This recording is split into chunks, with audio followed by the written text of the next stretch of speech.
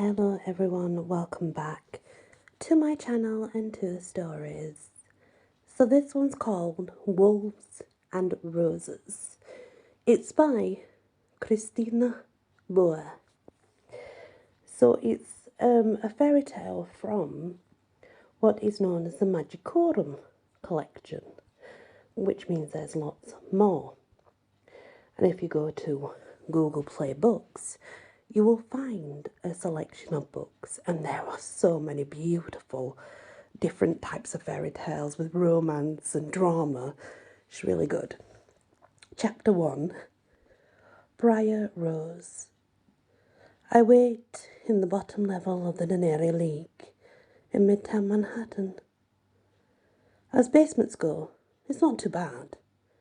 The space is snug and clean with concrete block walls, a linoleum floor, and hardly any cockroaches.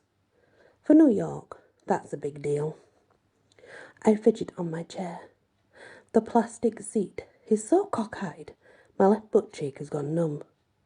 And that's not the worst part of the situation. Any minute now, my Magicorum teen therapy group will begin. Yay! The metal door slams open, and our group facilitator, Madame Grimoire, swishes into the room. As always, Madame looks like she fell out of a kitchen appliance ad from 1952. She's middle-aged with wavy brown hair and perfect makeup. Her A-line dress is sky blue and stops mid-calf. She tops off the look with pearls, red lipstick and white gloves. No, I'm not kidding. White gloves. I hate her so much. Greetings, children. No one answers her. Looks like I'm not the only one who hates Madame. After slipping onto her chair, Madame folds her hands neatly on her lap. I am Madame Grimoire, your facilitator. If you were assigned to this group, that means you're part of the Magicorum. I inwardly groan. Here she goes again. It doesn't matter how many times we've heard this spiel. Madame always gives the same speech. That means you're one of the 3 magical races. Shifters, witches, or fairies. In addition, you could be a non-magical human in their immediate family. But however, you came to be classified as such. Being a member of the Magicorum makes you a very rare commodity. Magic is disappearing from our world, and the Denari League is committed to saving it. Madame pulls a tablet from her pocket. Now, let's begin with a roll call. Bryar Rose. I raised my pointed finger. Here. Cinderella. I've told you 1,000,000 times. It's Elle. I scope out Ella and smile. Today she came to the group dressed like a street urchin, complete with ratty blonde hair and rags. Ella must be working a new con that involves dressing like she's homeless. All the scams are for good causes, though, so I shrug it off. Scarlet, asked Madame. Present. Scarlet gets her name from the Red Riding Hood fairy tale. She's got ebony dark skin, a punk rock wardrobe, and a firm commitment to avoid talking in group. That's typical for werewolves, though. Wares, well, they're notorious for being silent, grouchy, and fashion-forward. And last but not least, we have a new girl here. Madame slaps the fakest smile ever on her face. What's your name? A long pause follows. When the girl speaks, the word comes out at a peep. Aviana?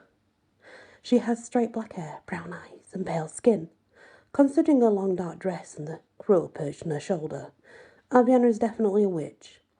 You're new to the group, Aviana. I am.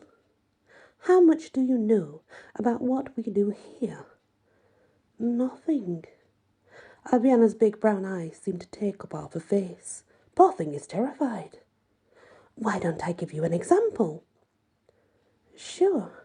My shoulders slump. Oh, damn. Madame always chooses me as an example of why we're here. It's super embarrassing. Now, Madame's face beams with a thick sort of glee. All the Magicorum have lives that follow a fairy tale template. Since you're here, that means you're failing miserably at that template. Now, who should I choose as an example? Madame scans the room while tapping her chin. Don't say Bryar Rose. Don't say Bryar Rose. Don't say Bryar Rose.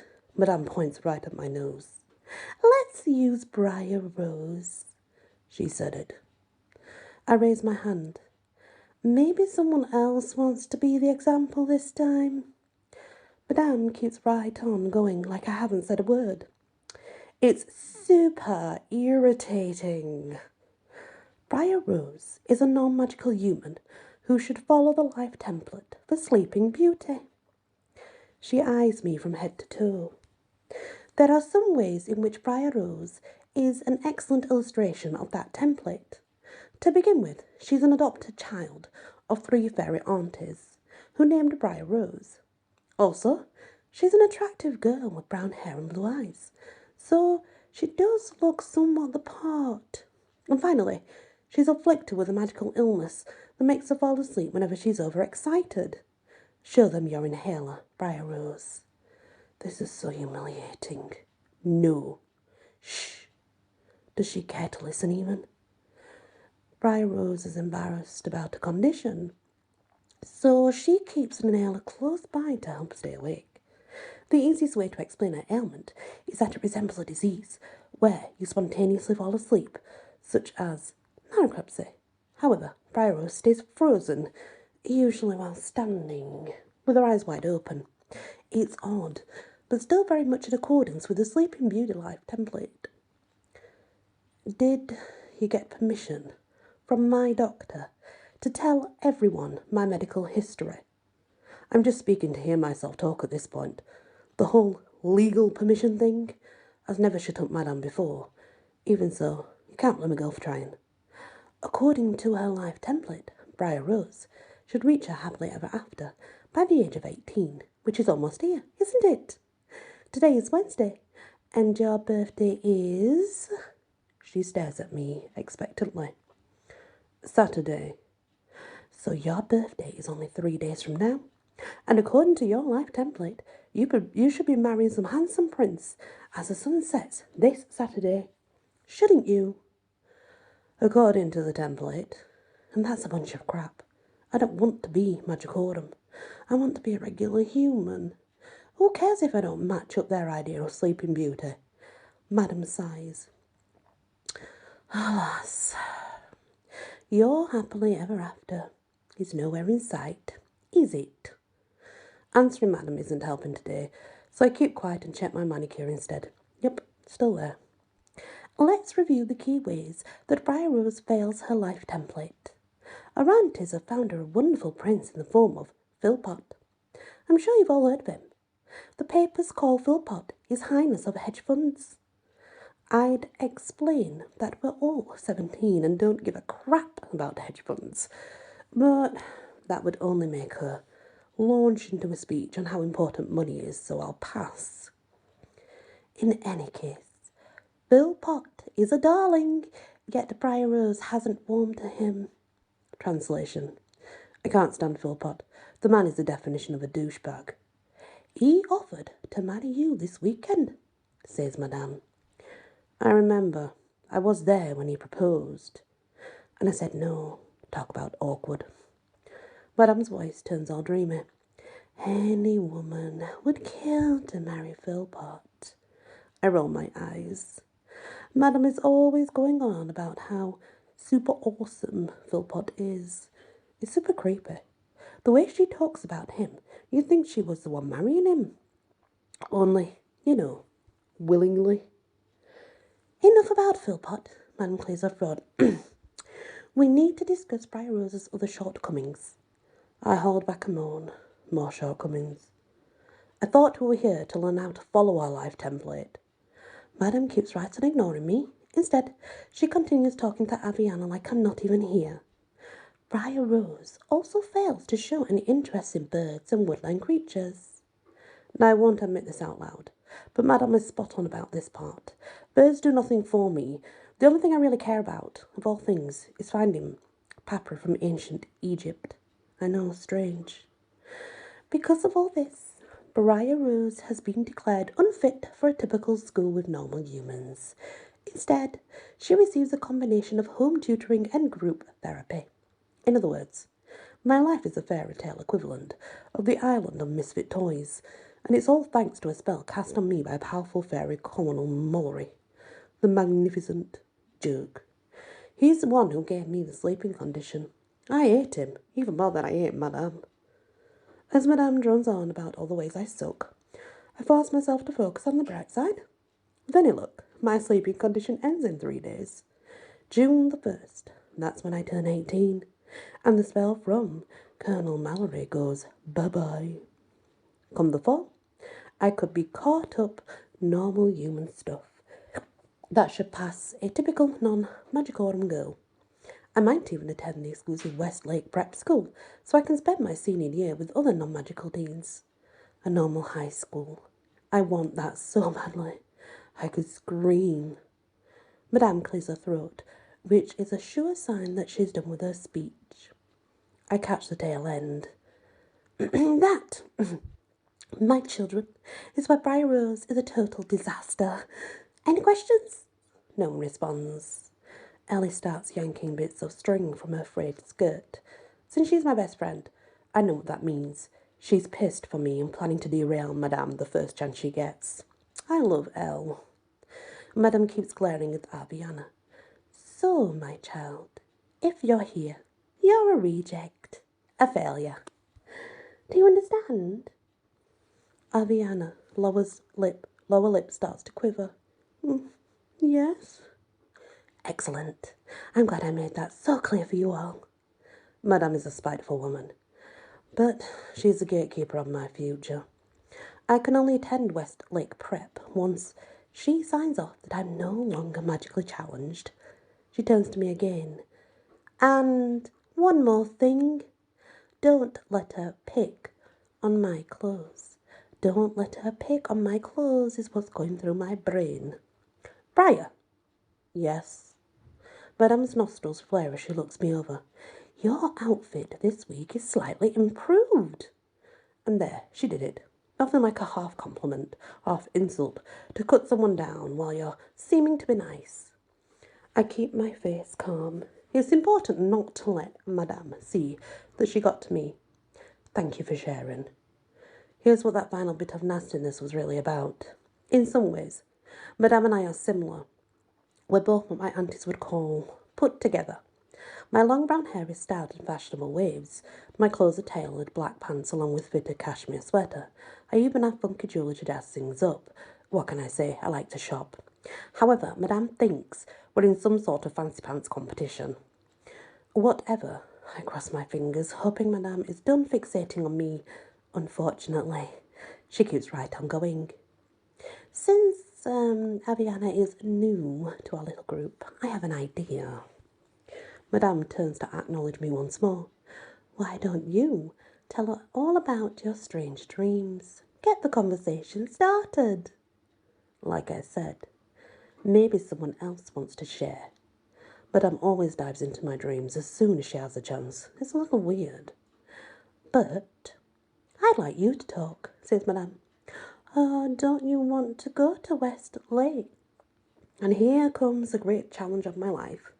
On the one hand, we have a normal high school. On the other hand, we have the satisfaction of mouthing off to Madame. Guess what always wins?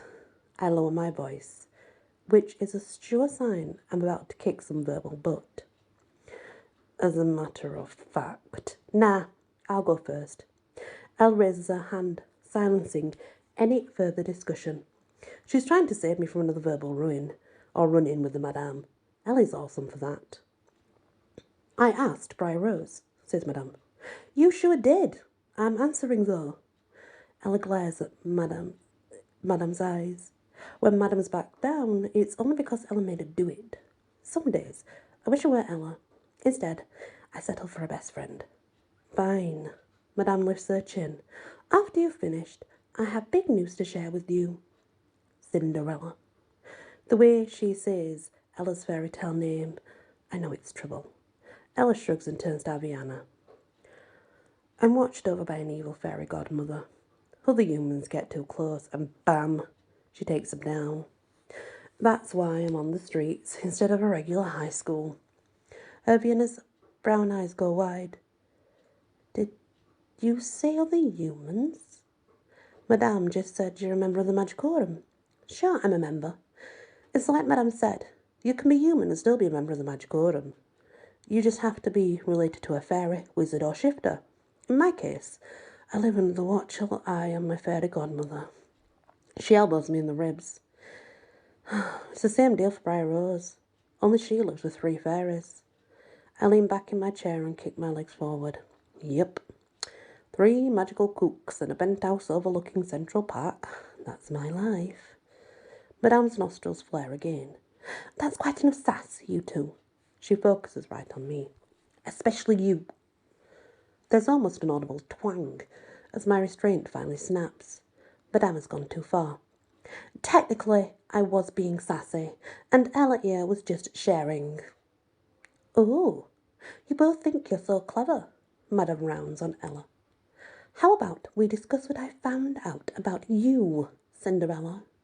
Or shall I call you Abigail? I roll my eyes. So we're having this conversation again. Bring it on. Once again, my name is Elle. E-L-L-E. No one calls me Cinderella. Cinderella is the name on the forms you submitted to the Nari Institute in order to join the therapy group, says Madame. Perhaps it's even your criminal moniker. But all this talk about Cinderella, live template, is just that. Talk. There's been no evidence of a fairy godmother in your life. Ella picks chunks of dirt off her raggedy dress. Says who? My research. Madame lifts a small handful and scrolls through various screens. I just obtained some additional back records. Your birth name is Abigail Smythe. It seems that Cinderella is your outlaw name. She taps the screen with her long pink fingernails. Rumours abound that you're an expert jewel thief and a con artist. I'm not sure where you're getting a load of garbage from, says Ella. I'm just plain old Ella. Or in a pinch, Cinderella. I got the evil stepfamily to prove it. She does, I offer. They suck. You're both lying. Madame folds her arm over her chest. I'll have you expelled from this group, Abigail. You belong in a regular high school. You belong in a regular high school. How much would I love to hear those words? Unfortunately, Ella hates the thought. Living on her own means she can hide from her stepfamily. Which is a good thing, considering how they treated her like a servant until she ran away. Now, if Ella attended a regular school under the name Abigail, she'd get dragged back into servitude in a heartbeat. For some reason, Ella won't give any particulars. Her family thinks Ella can only go under the name Abigail. I'm sure some kind of magic is involved, but I don't push for more information. Like I said, Ella's family is bizarre. And if it protects my friend, I'll call her whatever name she wants. Fortunately, Madame has brought up a whole Abigail thing before. Ella flicks her hair, sending a cascade of dirt to the ground. Per the Magical Preservation Act, as long as I have a Magicorum witness to my fairy relation, I can keep my official classification. Therefore, I am protected as an endangered species. This is one minor benefit of being part of the Magicorum. Since magic is disappearing from the world, humans are trying to preserve it. They passed a bunch of cool laws too, like the one Ella's citing. Madame straightens in a chair. That would be true, if such a Magicorum godmother existed. Who has seen this mysterious fairy? I raise my hand. I've met her tons. I'm not sure if this is a part of the Sleeping Beauty template, but I'm a really good liar. Seems to go along with my sassy mouth. Madame glares at me like I just threatened her kittens. What? We've been over this before. I've absolutely met Cinderella's fairy godmother. I pretend to need a lick to my lips In reality, it's just an excuse to send me stick out my tongue at Madame. You do realise that lying, to me, means you'll never go to Westlake Prep. How like Madame to keep threatening me with the number one thing I want. Well, I'm celebrating to attend a regular school, but not enough to screw over Ella. I do, and I'm telling the truth. Not. Ella and I bumped this. We so have each other's backs. Really? Madame asked slowly. If that's the case, what does this fairy godmother look like? Same as the last time you asked me. I say, Blackabar is a small blue fairy with pink wings and pointed teeth. I smile sweetly. Any other questions? I suppose not. Madame looks disappointed. Good. In truth, I've never met Ella's fairy godmother. I can't get a straight answer out of Ella, if the woman even exists. Still, I need to protect my best friend, and since Ella is a master at a long con, she coached me on what to say when people press for information. Mostly, it's Madame who asks. Honestly, I worry about her much these 2 days. I worry about the hate we have for each other too. But Ella needs Madame, same as I do. Every so often, my bestie gets noticed by the cops. They wonder why she isn't in school. That's when Madame can verify that Ella is part of a Magicorum team therapy group, and therefore can't attend a regular school anyway. Long story short, Madame is our get-out-of-free-jail card for both me and Ella. In my case, I eventually want out of the jail, of home tutoring and into Westlake. Ella just needs occasional help avoiding an anti-lockup situation. Madame returns her focus to her favourite victim. That would be me. Let's circle back to my original request. I asked you to share with the group. Are you still having those bizarre dreams? Shouldn't Aviana and Scar go first? I mean, Aviana is new. She has a bird on her shoulder. I think she should share. Plus, Scar is a werewolf, who hasn't shifted yet.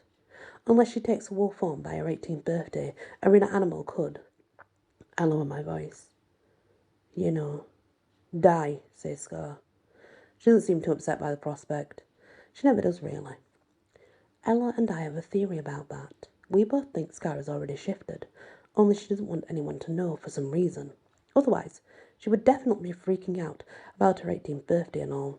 I mean, I've seen shifters who have lost their inner animals. They all have this 1,000-mile stare and act like robots. It's really sad. Ella leans forward.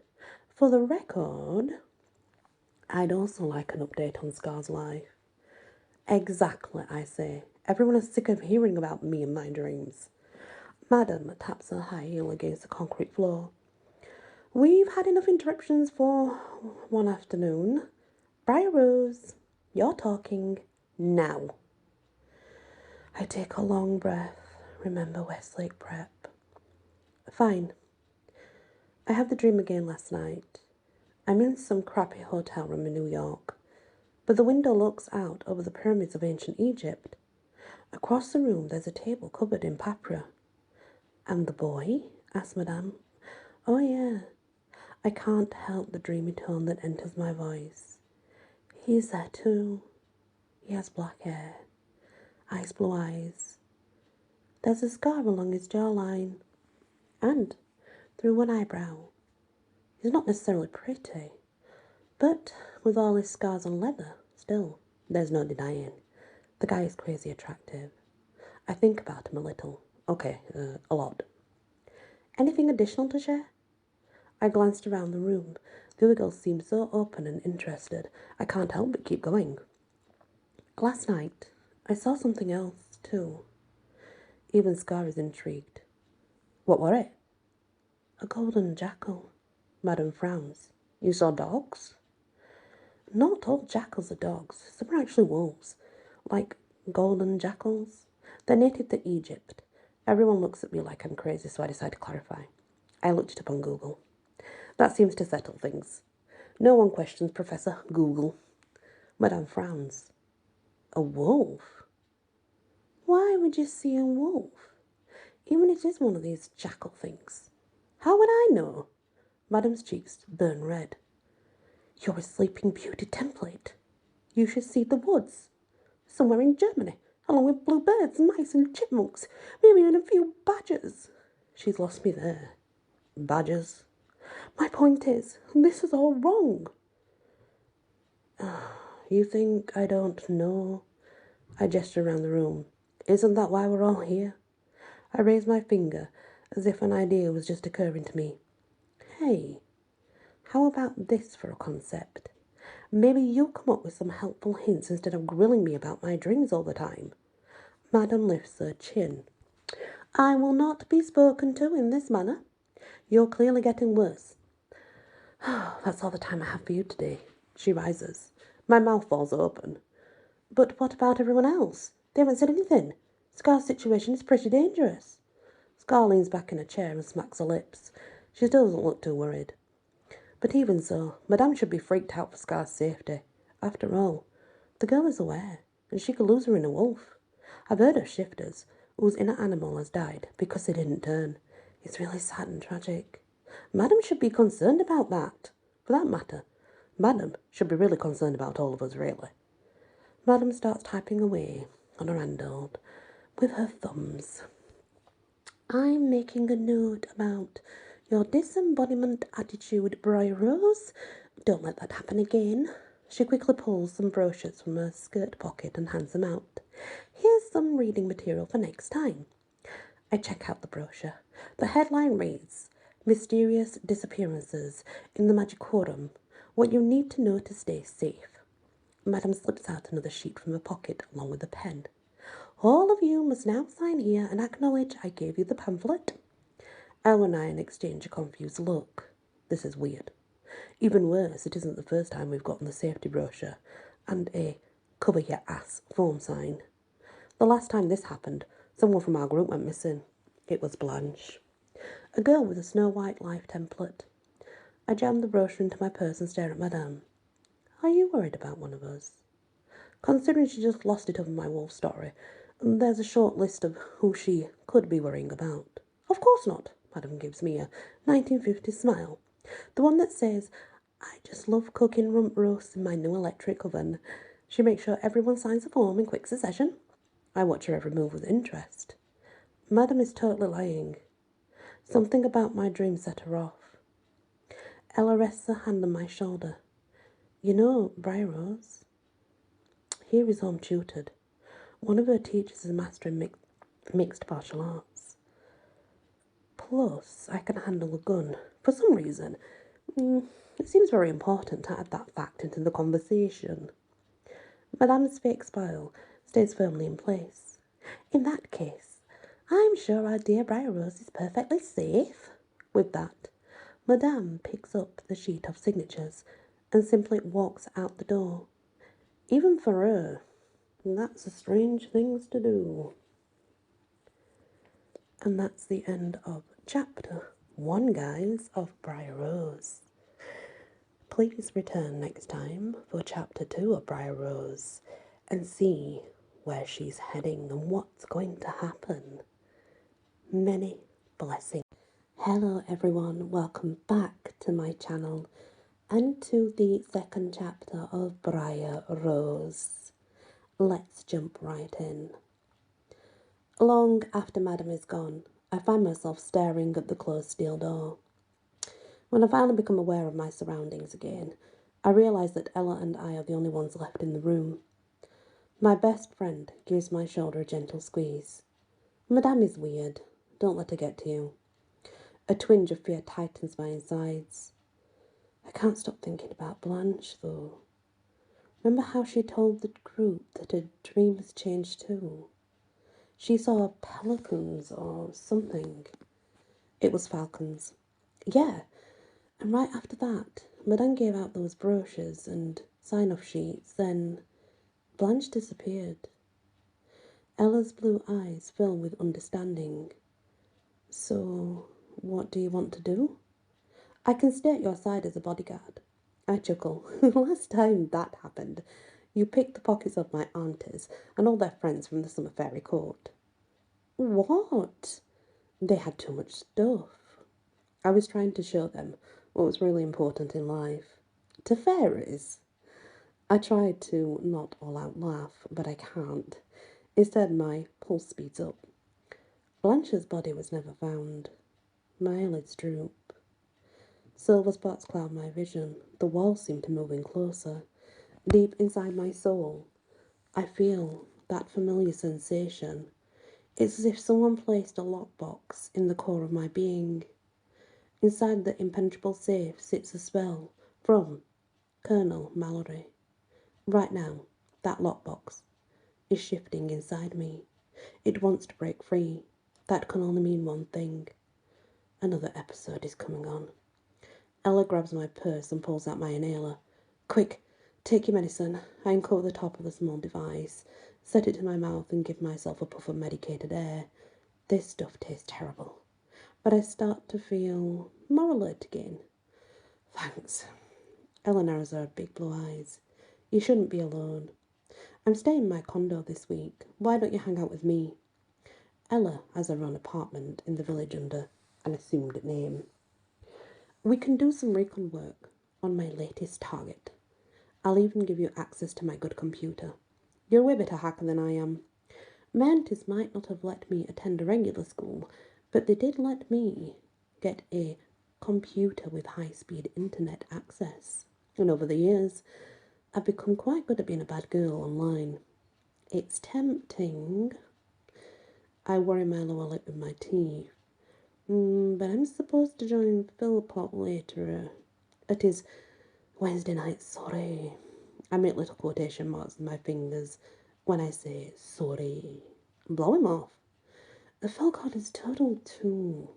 I know, but it's just easier if I pretend that I'm still considering marrying him someday. Don't judge. You know my aunties. I met them. No judgment. She doesn't need to mention the real reason why I do whatever my aunties say. They're the only ones who can make my magical meds. Trust me, I've tried to find alternative sources. No go. My aunties are it. Until I'm 18 and don't need meds anymore, I have to deal with them. But once my birthday is over, so is my curse. There will be no more sleeping sickness, no more Philpott, and best of all, no more aunties. My breath catches. Crap. I forgot all about my aunties. I stare at the metal door. No doubt. All three of them are waiting in the hallway outside.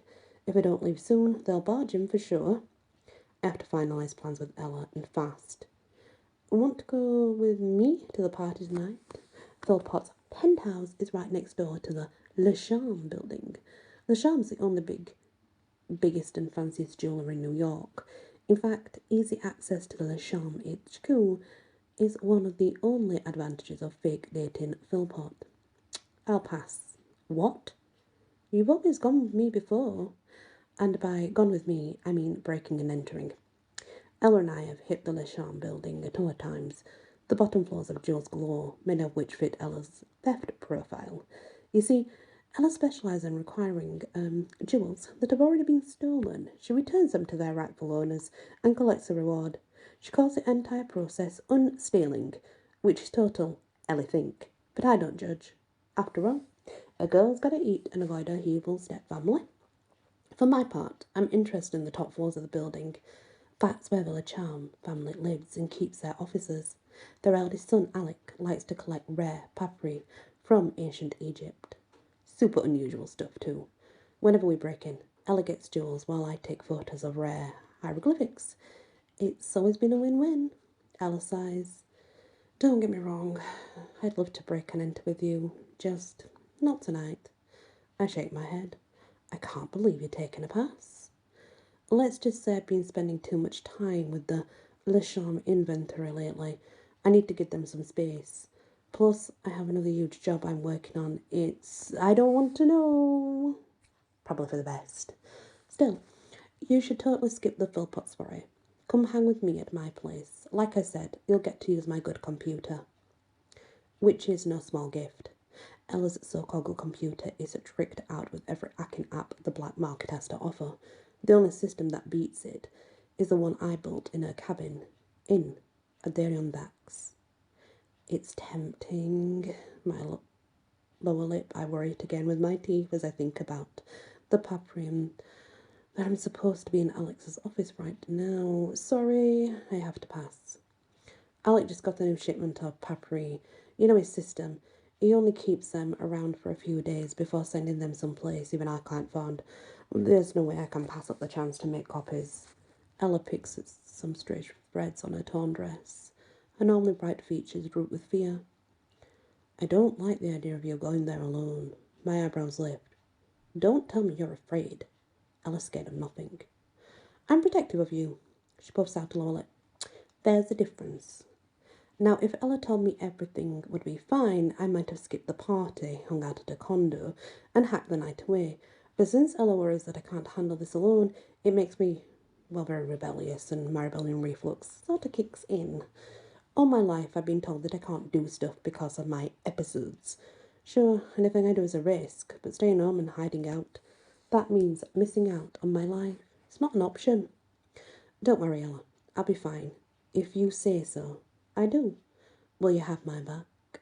Ella perks right up. Always. Thanks. In that case, can you be on phone duty tonight? Say I'm sleeping over at your place.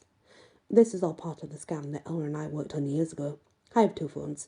My aunties bought me the first cell, which has a GPS software on it, so they can trace my location. I loaded the app myself and showed them how to use it. As fairies, they aren't what you call tech savvy. Looking at my location on the computer gives them an unreasonable sense of comfort about me going places without them. Plus, with magic draining from the world, they have to save their spells for extreme situations. The second phone is my latest burner. Only Ellie gets that number. No problem. Ellie hands me a cell and I program in the number on my temp phone. These are pretty much untraceable, and I get a new one every week. Once a new number is entered, I give Ella my official auntie phone for safekeeping. Ella slips my main phone into her raggedy pocket. After the party, are you going to the cabin? This is Ella's place in Adirondacks. She lets me keep my master computer set up there. It's mighty sweet. I even added a wall of monitors that are perfect for looking at papri. Where else? I want to look through the latest hieroglyphs. Besides, the quiet will be good. My aunties are making me crazy. I stare at the closed door. Any minute now, they'll burst through. Do you think you need anything from the Charm building? Access cards, codes? Nah, I'm good for that stuff. From last time, those should still work, right? Oh yeah, when it comes to acquiring tools for breaking and entering, Ella is the best underworld contacts in the business. In that case, I'm all set. I pat my purse where I carry all my goodies. Ella doesn't reply, though instead, she winds a strand of filthy hair around her finger. She's still worried. If you insist on going, I do. Just promise me that you'll take your meds. You can't have an episode while you're driving. I always take my meds. You know how careful I am. Suddenly the door flies open and my aunties rush in. Like many fairies, they are petite, with quick bird-like movements. First there's Lorelei. She's got light grey hair and a body that reminds me of a flamingo. Skinny with long legs, a short torso, and a nose that can only be described as a beak-like. My second auntie, Fana, looks pretty similar to Lorelei, except her hair is black and streaked with grey. And third, there's Mirabelle. To continue with the bird analogy, Auntie Mira always reminds me of a plump red hen. She's got a round body, small black eyes with red hair that's pulled back into a bun. Mostly, she and Fana click about in the background, while Lorelei does all the talking. Speaking of Lorelei, she's the first to rush into the room. The woman is in a flurry of movement with her long legs and pink Chanel pantsuit. You're still in here? We were gravely concerned. Nothing to worry about. My voice sounds fake calm, even to me. I was just talking to Ella. Lorelei freezes, since Vanna and Mirabelle were following closer behind her. They almost slam into Lorelei's back. You. Lorelei points a finger to Ella. You're in rags. Ella grins. Isn't it wonderful? I got the lead in the Magicorum Academy production of Oliver, for the record. Ella, as my aunt is convinced, she goes to high school for elite Magicorum kids. Don't ask. I'm just practicing getting in character. Ella is so awesome. I'm sure she made that up on the fly. How clever, gasped Lorelei, and turns to Van and Mirabelle. Don't you both think so? My other aunties agree, but Lorelei doesn't stop to listen. Now, what are you two girls doing tonight? Going to Philpot's party, I say. Lorelei keeps staring at Ella. I assume that part, but what about after? We'll stay at my family's condo in the village, explains Ella. In this case, Ella is her own family. Not that my aunties know that. We'll watch TV, maybe indulge in low-fat frozen yogurt, the usual. Lorelei shrugs. That's fine, as long as she's back to the penthouse by Saturday at midnight. That's all I care about. My aunties are throwing me a birthday party of some kind. Those always start at midnight and end with the penthouse being trashed. Say what you want about my aunties, but fairies know how to party. Queen Nixa is coming, and everything, adds Vanna. Ella and I share a long look. Queen Nixa leads a fairy summer court. And what's left of it, considering our magic is dying and all. But what Nixa lacks in power, she more than makes up for in crazy. Mostly she asks odd riddles with bizarre consequences, forgetting the answers wrong. I made it an art form to stay out of her way. Ugh. But she'll be at my birthday party again this year. What a disaster. I lift my chin. Still, it's a disaster that I don't have to worry about until Saturday. And that's all thanks to Ella. Without a voucher for me, I'd be locked in my room to read Alice's Adventures in Wonderland for the 100th time. It's the only book that calms me when my aunties are near. I suppose that's because it's the story of a typical girl who gets pulled into a land of madness. Alice is my soul sister. I stand up and stretch my arms. Guess we better get going. I need to spend a lot of quality time getting ready for the party. Ella's loaning me a dress and doing my makeup. Good, Lorelei exhales. You'll look presentable then. Anger tightens up my spine. Those kinds of comments always get to me. It's bad enough that I don't have no freedom and a fake boyfriend, but the constant sniping about my appearance pushes me over the edge. I always look presentable. Lorelei narrows her tiny eyes. I'll be the judge of that. I still don't understand why you want Mary Philpott on Saturday. It would be fulfill your life template. Not happening, Lorelei. I'm trying to date him, that's all. We'll see how it goes. If I like him, then maybe I'll marry him, but that's someday far off in the future. Lorelei looks down her long nose at me. As you say. There's a gleam in her tiny bird-like eyes that I don't like at all. She's up to something. That said, she's given me that look for years. We're only 3 days left before my birthday. I can start letting it get to me. And do you have your phone with you? Asks Mirabelle.